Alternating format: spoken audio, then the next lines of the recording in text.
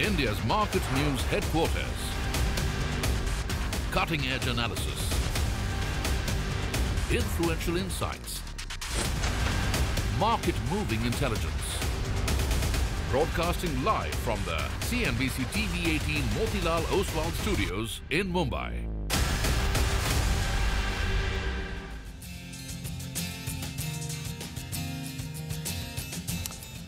Good morning. You're with us here on a fresh new edition of Bazaar Morning Call. It's a Tuesday, beautiful morning here in Mumbai. It's rained overnight, not raining anymore here, at least not right now. But it's sort of one of those dreamy, rainy, overcast, cloudy Mumbai mornings. We're coming to you live from the CNBC TV 18 Motilal Oswal studios. I'm Prashant, with me, my colleague Sonia and Nigel. Guys, hi, morning. Hi, good morning. Well, one of those mornings when you just feel like sort of going for a long drive, heading to Lonavala or somewhere like that, right? Enjoying the rains. Yeah. But it's a tough situation after what happened overnight because I heard 50 flights have been cancelled because of the rainfall that we saw yesterday. And flights, trains have been severely hit as well. So yes, you know, logistics is generally a problem when it rains like this, but the weather has been awesome. Beautiful weather, and but we've got a market to contend with, so let's get straight to the action. You know, yesterday we had the IMD, the Met Department gentleman who was with us. He said, and we are asking him about the rain. He said, well, till last week people were complaining that bahut dhoop hai, barish kahan hai.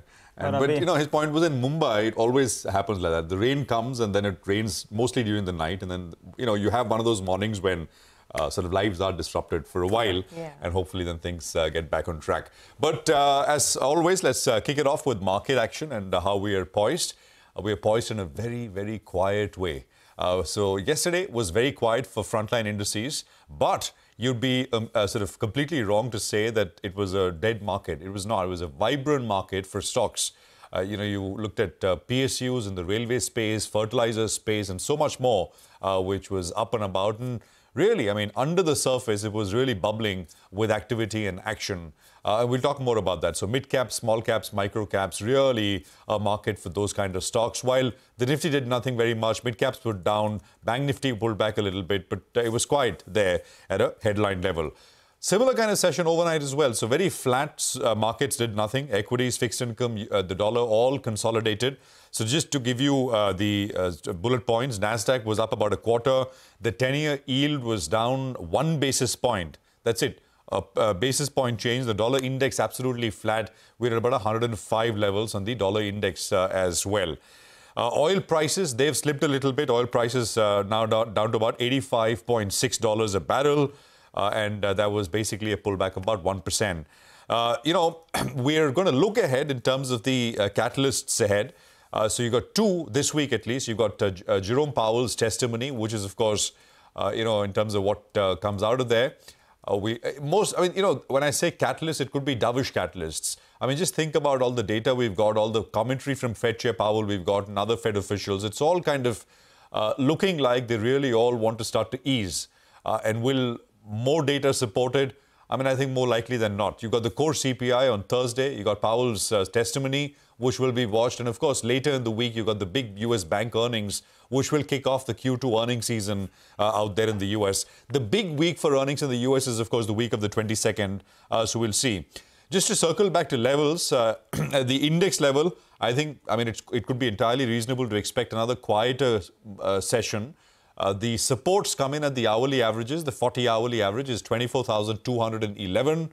And I think as long as that holds, I mean, I think you can kind of pass this off as a bit of a consolidation sideways kind of price action, which is reasonable after the very sharp run-up. For the Nifty Bank, watch for 51,996 to hold. These are the very short-term support levels. Again, similar kind of view for the Nifty Bank as well. And of course, on the upside, a break above 53,357 will indicate that the market doesn't want to wait. It really wants to pull back right ahead. I think that perhaps is a little less likely. A little consolidation perhaps is in order as we look ahead into the earnings season here with TCS, etc., which will report this week. And of course, the budget, which is now the week after next on Tuesday, that is the 23rd. The Gift Nifty will come up on your screen to give you a sense of the start. There you have it, 10-point change. So it's a quiet start as far as the indication is concerned. Sonia. Absolutely, and quiet is good, right? I mean, we've been building onto our gains in a slow and steady way, and I think that's something that can continue. even in the next couple of days. So this morning, a lot of cues are positive for our markets. The Nifty has been holding steady around the 24,300 mark. Little bit of consolidation is what we've been seeing over the last couple of days. Now, domestic institutions bought in large amounts yesterday. So almost 2,900 crores was bought by DIIs yesterday. And global markets have been very steady. So the S&P 500, the Nasdaq continue to hit record highs and steady move grind on the upside over there. Stocks in focus, Reliance has been leading from the front. So if you look at it in the last 1 month, the gains in Reliance has been about 9%. And of course, you also have a couple of others that will be in focus just for today. Godrej Consumer is one of them. Remember yesterday, Marico and Dabur came out with their updates. Today, Godrej Consumer could be in focus. The company has reported a high single-digit organic volume growth and a mid-single-digit value growth in the India business. So just keep tracking many of these rural plays. In the budget as well, there's expectation that there will be some relief to the middle class, lower middle class in terms of some tax boosts. If that comes about, then the narrative is that many of these consumption plays could be a big beneficiaries of that. And then you have earnings season. On Thursday, you have TCS. On Friday, you have HCL Tech. And once again, the big question that we're asking, are we at the end of the tech earnings downgrade cycle? If yes, then there could be some traction over there as well. But this morning looks like it's going to be a slightly positive start. We're going to build on to our gains. GIFT Nifty suggesting a mild green. Well, that's right, Sonia. I think the next couple of days, the tech sector will take a center stage. But in the near term, I think we'll be looking at stock-specific action. What did the FIs do for the second day running? Well, in fact, they went ahead and they unwound some positions. So they unwound close to around 8,000 contracts odd. They continue to remain net long with close to around 84% of their positions on the long side. In absolute terms, the FIs, well, they are net long with close to around 3.5 lakh contracts on the long side, while the clients, well, they are net short with close to around 2.5 lakh contracts, and that's been the case for the last couple of weeks or so.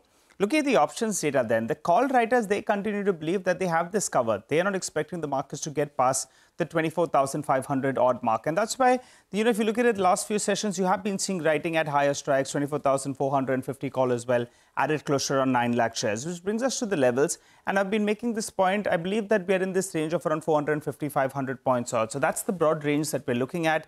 The recent high, that's going to be important. If we can get past that, you'll get a little bit more confident. Once the Nifty gets past the 24,440, 24,450, then you believe that we are up for a fresh breakout. But otherwise, till then, that's a bit of a resistance zone on the upside. Or the July low as well, that's the one that we'll be looking at. We'll keep an eye out on the Nifty Financial Services Index. That plays out the weekly expiry for today. So in the second half of trade, that's going to be important. I just want to highlight a couple of heavyweights. ITC, it's been a rank underperformer. If you look at it in the last 1 year or so, it's still lower. The Nifty is up by close to around 25%. So, it saw a big phase of consolidation. And yesterday, it ended actually at the highest point. If you pull up the chart for yesterday, you'll see that it ended at the highest close in the last 5 months or so.